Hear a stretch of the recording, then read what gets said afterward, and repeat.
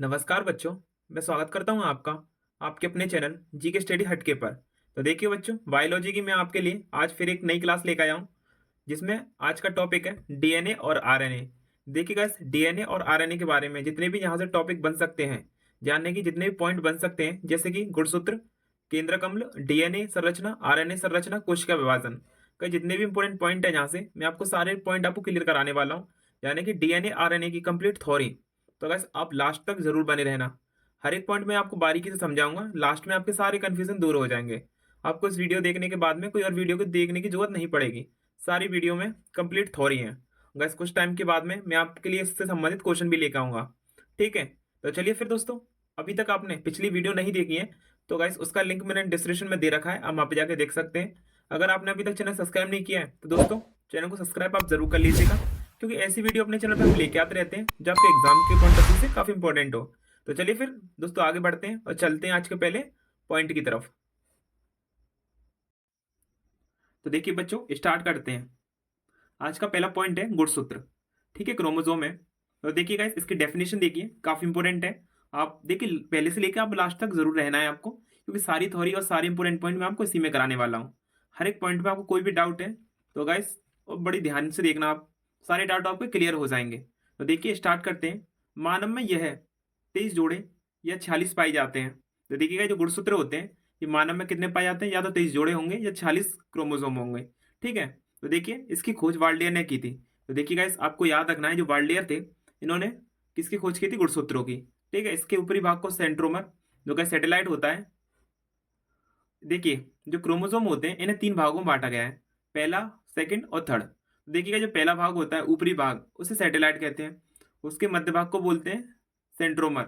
उसके इसके सबसे निचला भाग होता है उसका, उसे बोलते हैं टेलोमर। ठीक है, आप तीनों नामों को याद रखना, काफी इंपॉर्टेंट है, क्वेश्चन बन जाते हैं यहाँ से। तो देखिए आज का पहला पॉइंट है, इसके बीच में धागे के समान संरचना पाई जाती है। तो देखिए गाइस जो गुणसूत्र होते हैं इनके बीच में क्या होती है, धागे के समान एक संरचना होती है, इसे आयरन बोलते हैं।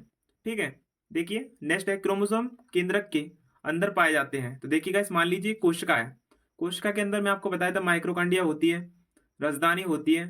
ठीक है, क्लोरोप्लास्ट, यानी कि सारी चीजें होती हैं, सारी चीजों का अभाव होता है और होती हैं यूकैरियोटिक। तो देखिए इसके अंदर क्या होता है, डीएनए होता है। ठीक है, अब डीएनए किसके अंदर होता है, केंद्रक है ये। ठीक है, केंद्रक के अंदर क्या होगा, क्रोमोसोम होंगे, क्रोमोसोम के अंदर डीएनए होता है। तो गाइस यहाँ से सारी चीजें हैं। तो देखिए सारे पॉइंट लिख रखे हैं मैंने। क्रोमोसोम केंद्रक के अंदर पाए जाते हैं। ठीक है, क्रोमोसोम के अंदर डीएनए होता है, डीएनए के अंदर जिन पाए जाते हैं, और जिन पर माता पिता के क्या होते हैं, गुणसूत्र। रहा हूँ जो गुणसूत्र, जो 23 जोड़ी होते हैं, 46 होते हैं गाइस, वो किस पे होते हैं, जिन पर माता पिता के गुणसूत्र पाए जाते हैं, अंत जिनकी अनुवांशिकता के आधार पर है। देखिएगा जो जिन है किस पर है, अनुवांशिकता के आधार पर। देखिएगा जो मेल में होते हैं 44+XY, और फीमेल में होते हैं 44+XX होते हैं। ठीक है, आप दोनों को याद रखना, काफी क्वेश्चन बनते हैं यहाँ से। जब मैं आपको क्वेश्चन कराऊंगा तो सारे पॉइंट आपके यहीं से क्लियर होंगे। ठीक है, तो गाइस आपको बस इतना याद रखना है, ये चारों लाइन सबसे इंपॉर्टेंट है। ठीक है, जो क्रोमोसोम होते हैं इनकी संरचना धागे के समान होती है। आपको गाइस हर पॉइंट याद रखना है, अगर आपको याद अभी रख पा रहे हैं तो सही है, वैसे आप सारी चीजों को मेरे ख्याल से आप नोट कर लीजिएगा। ठीक है, तो देखिए मैं आपको एक बार और बता देता हूँ, जो क्रोमोसोम केंद्र के अंदर होता है, क्रोमोसोम के अंदर डीएनए, डीएनए के अंदर जिन, और जिन पर क्या पाए जाते हैं, माता पिता के गुणसूत्र। तो चलिए आप याद कर लीजिएगा, काफी इंपॉर्टेंट है। आगे बढ़ते हैं। तो देखिए दोस्तों, ये सारे काफी इंपॉर्टेंट है, आपको ये भी याद रखनी है। देखिए जो गुणसूत्र है, जीवाणु में 1 होता है। ठीक है, मटर में 14, प्याज में 16, मकई के गाइस उसमें 20 होते हैं, टमाटर में 24 होते हैं गुणसूत्र, गेहूं में 18 और 36 होते हैं, यानी कि छोटा गेहूं और बड़ा गेहूं 18 और 36 होते हैं। मानव में 40 मैंने आपको कराई दिया, आलू में 48, चिंपैंजी में 48, बंदर में 48, और टेरिडोफाइटस में 1600। देखिएगा जो सबसे ज्यादा गुणसूत्र होते हैं 1600 टेरिडोफाइटस में होते हैं, आपको याद रखना है। ठीक है, काफी इंपॉर्टेंट है। तो देखिए जितने भी गुणसूत्र मैं आपको करा रहा हूँ सभी इंपॉर्टेंट नहीं है, आपको कुछ ही याद रखने हैं, जैसे कि जीवाणु हो गया, मटर और प्याज, जगह काफी इंपॉर्टेंट है। तो जब बॉटनी में आपको पढ़ाऊंगा उसमें इन सारी चीजों को समझा दूंगा। ठीक है, आपको जो सर्वाधिक है टेरिडोफाइटस, यहाँ का भी याद रखना है, और मानव का तो आपको ध्यान रखना ही रखना है, काफी इंपॉर्टेंट है। तो वैसे बस आप यही 3 4 को याद रख लेना, यहीं से क्वेश्चन बनते हैं। तो चलिए फिर आगे बढ़ते हैं। देखिए नेक्स्ट पॉइंट है केंद्रक अम्ल। जो गाइस न्यूक्लिक एसिड होता है, ये 2 प्रकार का होता है। यानी कि डीएनए और आरएनए। तो देखिए गाइस, जो डीएनए और आरएनए क्या होते हैं, न्यूक्लिक एसिड होते हैं। ठीक है, देखिए डीएनए डीएनए की देखिए दोस्तों, आप फुल फॉर्म जरूर याद रखना, काफी पूछ लेते हैं कभी कभी क्वेश्चन में। तो देखिएगा जो डीएनए की फुल फॉर्म है डीऑक्सी राइबो न्यूक्लिक एसिड है। ठीक है, आपको याद रखनी है। ये कोशिका के अंदर केंद्रक माइक्रोकांडिया क्लोरोप्लास्ट में पाया जाता है। तो देखिए जो कोशिका होती है गाइस हमारी, देखिए उनके पास खुद का डीएनए होता है। कभी कभी आपको क्वेश्चन पूछ लेगा कि खुद का डीएनए किस किस के पास होता है, तो आप याद रखना केंद्रक के अंदर होता है माइक्रोकांडिया क्लोरोप्लास्ट। ठीक है, जो गाइस जो क्लोरोप्लास्ट है ये किस में पाया जाता है, पौधों की कोशिका में पाया जाता है। आप याद रखना, काफी क्वेश्चन गाइस इंपॉर्टेंट है क्लोरोप्लास्ट। ये सिर्फ और सिर्फ बॉटनी में यानी कि पौधों की कोशिका में पाया जाएगा। ठीक है, पादप कोशिकाओं में। आप याद रखना मानव कोशिका वो कभी नहीं होगा क्लोरोप्लास्ट, क्योंकि प्रकाश संश्लेषण के लिए उपयोगी होता है। ठीक है, आप बस डीएनए याद रखना कहाँ कहाँ पे, केंद्रक माइक्रोकांडिया क्लोरोप्लास्ट में। देखिए नेक्स्ट है, इसकी श्रृंखला को पॉलीन्यूक्लियोटाइड कहते हैं। तो देखिए जो डीएनए की श्रृंखला है वो पॉलीन्यूक्लियोटाइड है। ठीक है, आप याद रखना, काफी इंपॉर्टेंट है। तो चलिए आगे बढ़ते हैं नेक्स्ट की तरफ। तो देखिए दोस्तों डीएनए संरचना, देखिएगा जो डीएनए संरचना है काफी इंपॉर्टेंट है। देखिए जो डीएनए संरचना को दो भागों में बांटते हैं, न्यूक्लियोसाइड और फास्फेट। तो देखिएगा जो न्यूक्लियोसाइड के पार्ट है वो शुगर है। शुगर कितनी है, राइबोस और डीऑक्सीराइबो, दो पार्ट है गाइस। शुगर के राइबोस है और डीऑक्सीराइबोस है। मैं अगर डीऑक्सीराइबो लिखना टाइप नहीं हो पाया है, आप याद रखना, बस मैं आपको बता देता हूँ, मैं आगे आपको समझा दूंगा। ठीक है, बस अभी तक के लिए आप याद रखना, जो डीएनए संरचना है उसे दो पार्टों में बांटा है, न्यूक्लियोसाइड और फास्फेट में। ठीक है, जो फास्फेट का जो गाइस पार्ट है शुगर, शुगर को दो पार्टों में बांटा है, राइबोस और डीऑक्सीराइबोस।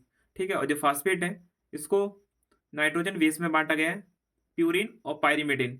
ठीक है, जो गैस प्यूरिन है इसे एंडेनिन और ग्वानिन में, और गैस जो पायरीमिडिन है इसे साइटोसिन और थाइमिन में। तो देखिए मैं आपको इन्हें समझाता हूँ, काफी इंपॉर्टेंट है दोस्तों, यहाँ से क्वेश्चन बनता है। तो चलिए मैं आपको डिटेल में बताता हूँ ये सारी चीजें क्या होता है। देखिए गाइस, पहले मैं आपको कुछ इंपॉर्टेंट पॉइंट बता देता हूँ। डीएनए के एक टर्म की फेरे की लंबाई 34 एंगस्ट्रॉन होती है। ठीक है, आप याद रखना डीएनए के एक टर्म की लंबाई है, यानी कि फेरे की। डीएनए के एक टर्म में 10 न्यूक्लियोटाइड होते हैं। प्रत्येक न्यूक्लियोटाइड के बीच की दूरी 3.4 एंगस्ट्रॉम है। गाइस याद रखना, काफी इंपॉर्टेंट पॉइंट है। नेक्स्ट, डीएनए की संरचना डबल स्टैंडर्ड होती है। इसकी खोज वाटसन ने क्रिक ने की थी। गाइस काफी ज्यादा क्वेश्चन पूछा जाता है डीएनए की संरचना को लेकर, तो गाइस आप याद रखना वाटसन एक क्रिक ने। ठीक है, काफी इंपॉर्टेंट लाइन है। देखिए गाइस नेक्स्ट है हाइड्रोजन बॉन्ड। तो देखिए दोस्तों, हाइड्रोजन बॉन्ड एंडीनाइन और थाइमिन में डबल स्टैंडर्ड बॉन्ड होता है। आप देख सकते हैं नीचे। देखिए गाइस जो एंडीनाइन है और थाइमिन, इनमें क्या होता है, डबल स्टैंडर्ड बॉन्ड होता है। और गाइस जो ग्वानिन और साइटोसिन है इनमें ट्रिपल बॉन्ड होता है। आप बस याद रखना। ठीक है, मैं ट्रिक से लेके आपको नीचे दिखा दिया है, बस आप दोस्तों इतना याद रखना, ATGC। ठीक है, यानी कि AT और गैस क्या है GC, यानी कि एंडीनाइन थाइमिन ग्वानिन और साइटोसिन। ठीक है, जो गैस ए है वो डबल बनाता है और जी है 3 बनाता है। देखिए गैस ए है दो बनाएगा। ठीक है, और बस आप इसके बाद में जो ए की अपोजिट मान लेना T है और जी की अपोजिट C है। या गैस आप ऐसे मान लेना रीजनिंग की तरह, क्रॉस कर लेना GT और AC। ठीक है, GT AC, ऊपर डबल है और नीचे ट्रिपल है। गैस काफी इंपॉर्टेंट है, मैं आपको कैसे भी याद कराने की कोशिश कर रहा हूँ, बस आप इमेज बनाइए अपने मन में, सारी चीजें अपने आप आपको याद होने लगेंगी बिना किसी ख्याल को आप सोचे हुए। बस आप इतना समझिए, ATGC यानी कि एंटीनाइन और थाइमिन ग्वानिन और साइटोसिन। ठीक है, आप बॉन्ड को नीचे आप अपने अपने मन में बना सकते हैं, जिससे कि आपको याद हो जाए। चलिए दोस्तों, काफी इंपॉर्टेंट हुआ ये। आगे बढ़ते हैं नेक्स्ट की तरफ। देखिए RNA, देखिए गाइस जो RNA है यहाँ से काफी इंपॉर्टेंट पॉइंट बनते हैं। तो चलिए मैं बताता हूँ आपको, राइबो न्यूक्लिक एसिड। गाइस इसकी आप फुल फॉर्म जरूर याद रखना। देखिए इसकी संरचना सिंगल स्टैंडर्ड होती है। देखिए अभी अभी मैं आपको बताया था, जो कि डीएनए की संरचना होती है उसकी क्या होती है, डबल स्टैंडर्ड होती है। बट गाइस जो आरएनए की होती है सिंगल। आप दोनों पॉइंट को जरूर याद रखना। देखिए इसमें राइबोस शुगर पाया जाता है। मैंने आपको बताया था जो डीएनए है उसमें राइबोस शुगर पाया जाएगा, और गाइस जो और जो सॉरी यानी कि जो आरएनए है उसमें राइबोस शुगर पाया जाएगा, और डीएनए में डीऑक्सी शुगर। ठीक है, दोनों ही क्या शुगर है, मैं अभी आपको बताया था ग्वानिन और साइटोसिन कराने के टाइम पे मैंने आपको बताया था, बस आप ध्यान रखिए। ठीक है, इन पॉइंटों को जरूर आप याद रखना। आरएनए में राइबोस शुगर है। देखिए नेक्स्ट है, इसमें नाइट्रोजन बेस में एंडीनिन ग्वानिन साइटोसिन होती है, किंतु थाइमिन के स्थान पर यूरेसिन होती है। देखिए गाइस जो थाइमिन के स्थान पर क्या होती है, यूरेसिन। ठीक है, आप याद रखना, और गाइस इन तीनों का नाम को याद जरूर याद रखना। ठीक है, एंडीनिन ग्वानिन और साइटोसिन। देखिए नेक्स्ट पॉइंट है, ये प्रोटीन संश्लेषण में सहायक है। जो गाइस आरएनए होता है ये क्या करता है, प्रोटीन संश्लेषण करता है। यानी कि उसमें काफ़ी इंपॉर्टेंट इसका कार्य होता है, आप याद रखना। मैं आपको बताता हूँ आगे चल के। देखिए उससे पहले मैं आपको बता दूँ, जो कि आरएनए है, इन्हें जिनके 3 प्रकार होते हैं। आरएनए को 3 पार्टों में बाँटा गया है, एमआरएनए, टीआरएनए और आरआरएनए, यानी कि स्मॉल। देखिए सबसे पहला होता है मैसेंजर आरएनए, यानी गाइस एम से आप याद रखना मैसेंजर। इसमें अमीनो एसिड यह आवश्यक की पहचान करता है ताकि उन्हें क्रम में सजाया जा सके।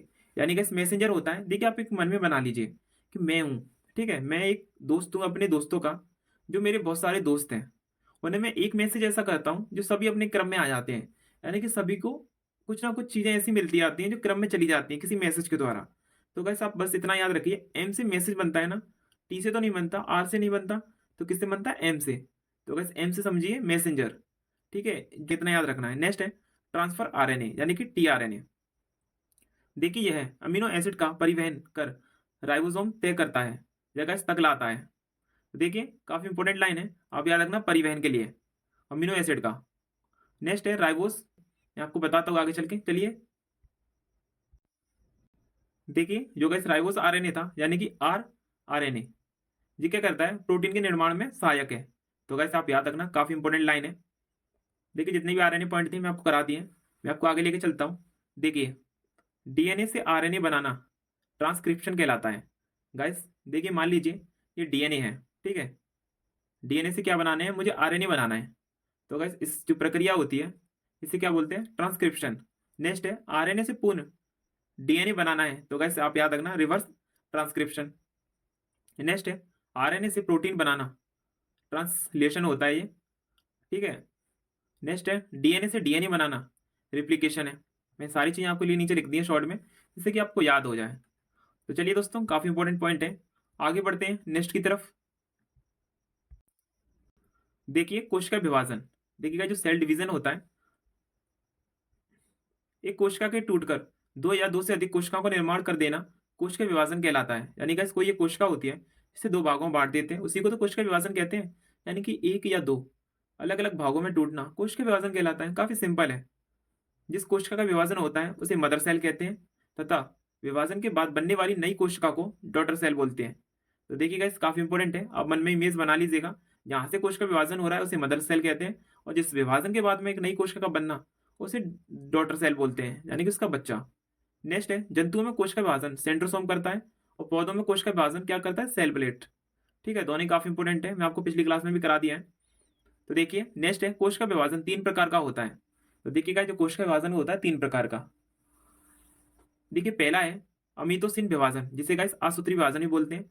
दूसरा है माइटोसिस विभाजन, जिसे समसूत्री विभाजन ही बोलते हैं, ठीक है, इसे इंग्लिश में बोलते हैं माइटोसिस। चलिए आगे बढ़ते हैं। तो देखिए दोस्तों तीसरा विभाजन क्या होता है, बस इसका नाम होता है मीसोसिस विभाजन, यानी कि अर्धसूत्री विभाजन। देखिए गाइस मैंने आपको तीनों पॉइंट करा दिए। सबसे पहला था असूत्री विभाजन, ठीक है, दूसरा था समसूत्री विभाजन, मैंने वो भी आपको करा दिया होगा। तीसरा है अर्धसूत्री विभाजन, यानी कि असूत्री विभाजन, समसूत्री विभाजन और अर्धसूत्री विभाजन, ठीक है। तो चलिए तीनों को मैं आपको डिटेल में बता देता हूँ, यानी कि तीनों क्या और कैसे होते हैं। तो चलिए दोस्तों आगे बढ़ते हैं। तो देखिए सबसे पहला विभाजन है अमीतोसिस विभाजन, यानी कि असूत्री विभाजन। देखिए इसकी पहली लाइन है, यह विभाजन जीवाणु, विषाणु, सूक्ष्म जीव, यानी गाइस जो प्रोकैरियोटिक जीव होते हैं, जीवाणु, विषाणु और सूक्ष्म जीव, यानी कि गाइस दोस्तों कुछ कुछ होते हैं एक कोश के विभाजन, यानी कि इन सभी में क्या होता है, अमीतोसिस विभाजन होता है, ठीक है, आप याद रखना। नेक्स्ट है इस विभाजन के मदर सेल का आकार बड़ा होने लगता है। तो देखिएगा जो इस प्रकार का विभाजन होता है अमीतोसिस, इनमें क्या होता है, मदर सेल का आकार बड़ा होने लगेगा, ठीक है। नेक्स्ट है इसके आगे चलकर ये बीच में से धस जाता है और दो भागों में बट जाता है, यानी कि दोस्तों बीच में से क्या होगा, एक तरह से बन जाएगा, यानी कि धस जाएगा इस तरह से कि वो टूटने लगे, तो दो तरह से विभाजन हो, यानी कि दो चीजें बट जाए एक में से, ठीक है। तो कैसे आप याद रखना, धस जाता है इसके बीच में अमीतोसिस विभाजन में। तो चलिए दोस्तों आप याद रखना ये कहाँ पे होता है, प्रोकैरियोटिक जीव में। तो चलिए गाइस आगे बढ़ते हैं। देखिए नेक्स्ट है समसूत्री विभाजन, मीटोसिस। यह विभाजन काई की कोशिकाओं में होता है। देखिएगा जो काई की कोशिका मतलब है, यह विभाजन जो गाइस जनन कोशिका ओवम स्पर्म को छोड़कर शरीर की पूरी कार्यात्मक कोशिकाएं इसी से बनती हैं। यानी गाइस जो काई जो समसूत्री विभाजन होता है हमारी बॉडी में स्पर्म और ओवम को छोड़कर जो भी क्रियाएं जो कार्यात्मक कोशिकाएं होती हैं वो सभी समसूत्री विभाजन होता है उनमें, ठीक है। इसमें एक मदर सेल टूटकर दो डॉटर सेल का निर्माण करते हैं। दोनों ही डॉटर सेल में क्रोमोसोम समान संख्या में रहते हैं। वैसे आप याद रखना, काफी इंपॉर्टेंट है। इसे समसूत्री विभाजन कहते हैं। ठीक है। बस क्या होता है, स्पर्म और ओवम को छोड़कर जो हमारी बॉडी में जितने भी पार्ट हैं, सभी में क्या होता है, समसूत्री विभाजन होता है। और वैसा ऊपर का याद रखना, अमीतोसिन यानी कि आसूत्री विभाजन कहाँ पे होता है, प्रोकैरियोटिक जीव में। तो चलिए आगे बढ़ते हैं गाइस। एक और रह गया हमारा अर्धसूत्री विभाजन, जिसे आगे कराते हैं। देखिए पॉइंट नंबर 3 है।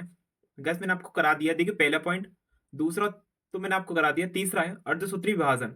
गैस काफी इंपॉर्टेंट है। तो देखिए यह विभाजन केवल जनन कोशिकाओं में होता है, यानी कि स्पर्म और ओवम में। ठीक है। काफी इससे बनने वाली सभी कोशिकाएं हेप्लॉइड होती हैं। कैसे आप याद रखना, जो हमारे शरीर में स्पर्म ओवम में जो कोशिकाएं होती हैं, इससे बनता है अर्धसूत्री विभाजन द्वारा, वो गैस क्या होती है, कोशिका हेप्लॉइड। इसमें एक कोशिका 4 कोशिकाओं बढ़ जाती है। तो देखिएगा इसमें आपको बता देता हूँ, जो एक कोशिका होती है वो 4 कोशिकाओं बढ़ जाती है अर्धसूत्री विभाजन में। मैं आगे आपको बताऊंगा। इसमें क्रॉसिंग ओवर की घटना होती है। तो देखिए दोस्तों, कभी कभी क्वेश्चन पूछ लेता है आपसे कि क्रॉसिंग ओवर की घटना किस विभाजन में होता है।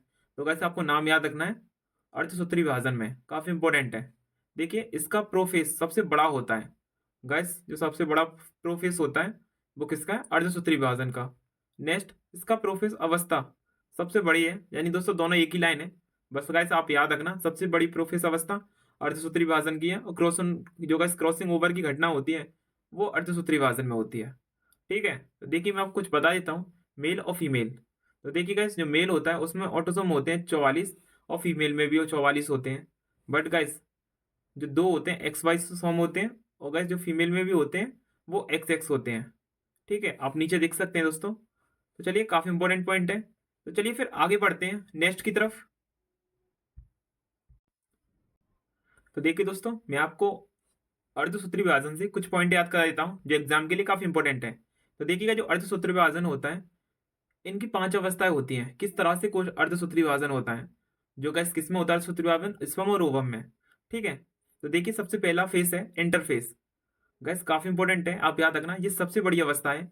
इसमें डीएनए का निर्माण होता है, और क्या होता है, क्रोमोसोम अलग हो जाते हैं, यानी कि जो गुणसूत्र होते हैं, यानी कि डीएनए का निर्माण होता है इंटरफेस में, और क्रोमोसोम अलग हो जाते हैं, आपको याद रखना है। नेक्स्ट लाइन है प्रोफेस। तो देखिएगा जो प्रोफेस है, इसमें स्पिंडल फाइबर का निर्माण होता है। देखिए जो स्पिंडल फाइबर होते हैं इसमें निर्माण होता है प्रोफेस में, और केंद्रक का विभाजन हो जाता है। ठीक है, आप याद रखना, जो गैस केंद्रक होता है यानी कोशिका, कोशिका के अंदर केंद्रक है। तो बस कुंद्रक का जो विभाजन होता है वो किसमें होता है, प्रोफेस में। नेक्स्ट है मेटाफेस। इसमें स्पिंडल फाइबर का पूरी तरह से निर्माण हो जाता है। देखिए मैंने आपको बताया था, सेकंड अवस्था में प्रोफेस में निर्माण होना प्रारंभ होता है स्पिंडल फाइबर का, बट गाइस जो मेटाफेस होता है इसमें पूरी तरह से निर्माण हो जाता है।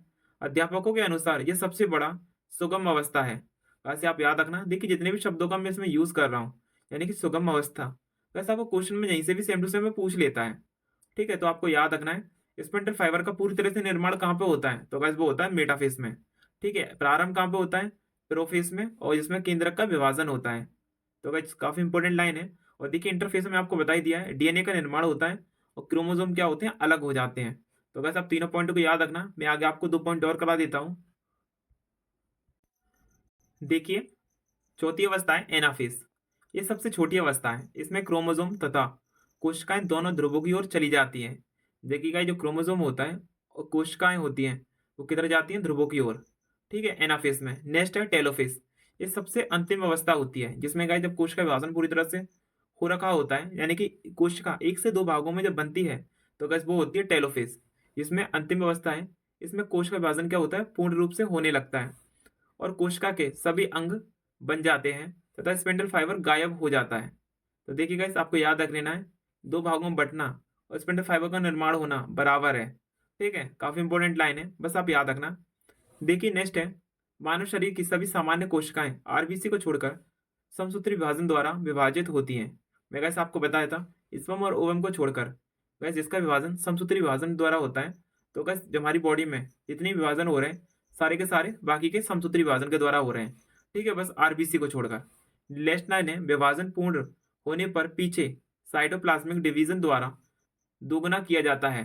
ठीक है, आपको याद रखना है, काफी इंपॉर्टेंट है। ठीक है, कोश का विभाजन पूरी तरह से होने पर। तो चलिए दोस्तों, जितने पॉइंट थे मैंने आपको कराए दिए हैं। मेटाफेस, प्रोफेस, जितने भी दोस्तों फेस हैं मैंने आपको बता दिए, 5 फेस थे।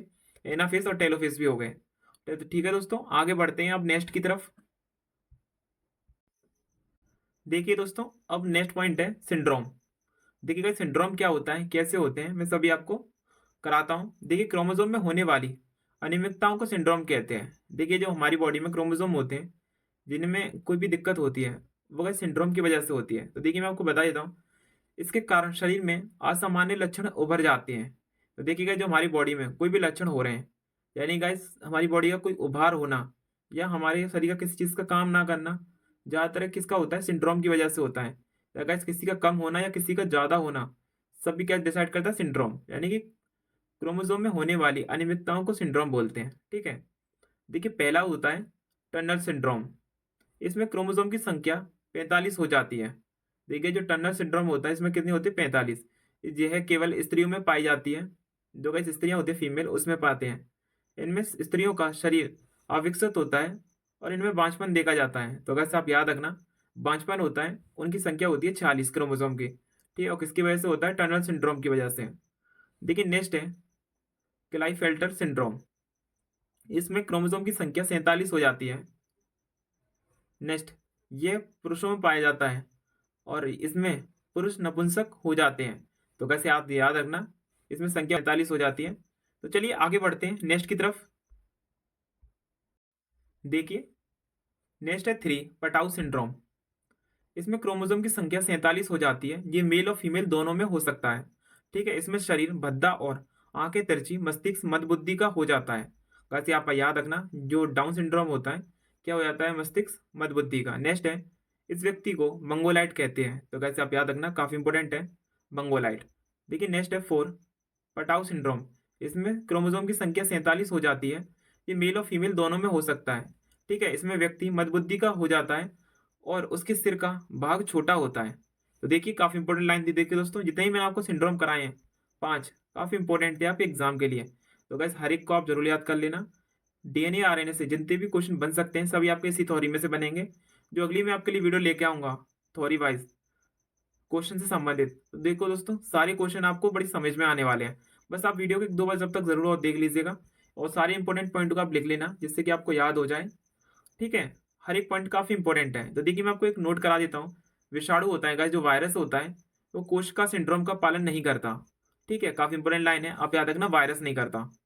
तो देखिए दोस्तों, आप चैनल पर पहली बार आए हैं, अभी तक आपने पिछली क्लासेस नहीं देखी है, तो गाइस मैंने उसका डिस्क्रिप्शन में लिंक दे रखा है। हर एक पॉइंट मैंने आपके लिए बड़ी बारीकी से समझाया है पिछली थ्योरीज में। तो दोस्तों, आप वीडियो को इसको जरूर देखना। फिजिक्स, केमिस्ट्री सभी की थ्योरी क्लासेस चल रही है, तो डिस्क्रिप्शन में लिंक दे रखा है। आप जो भी आपको वीडियो लगे आप देख लीजिएगा इंपॉर्टेंट। और हर एक वीडियो को आप देखने के बाद में उसका गाइस फीडबैक आप जरूर देना कि आपको वीडियो कैसी लगी है। आप कमेंट बॉक्स में ज़रूर बताना। अगर आपको कोई भी दिक्कत आती है तो गाइस कमेंट करके आप बता सकते हैं। जब तक के लिए दोस्तों, आप चैनल पर पहली बार आए हैं तो चैनल को आप सब्सक्राइब करके बेल आइकन जरूर प्रेस कर दीजिएगा, क्योंकि हर वीडियो का नोटिफिकेशन आप पे सबसे पहले पहुंच सके। तो चलिए गाइस, मिलते हैं फिर आपसे नेक्स्ट वीडियो में। जब तक के लिए जय हिंद, जय भारत।